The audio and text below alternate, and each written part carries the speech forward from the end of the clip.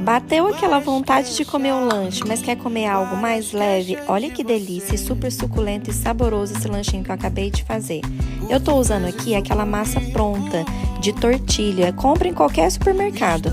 Coloquei o patinho moído na massa, apertei um pouquinho e temperei com sal e pimenta do reino.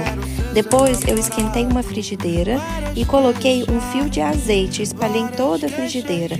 Depois é só colocar a massa virada com a carne para baixo.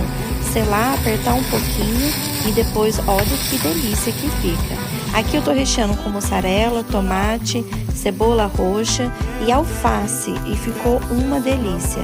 E aí, o que você achou? Se fizer, me conta depois, hein? Eu quero saber.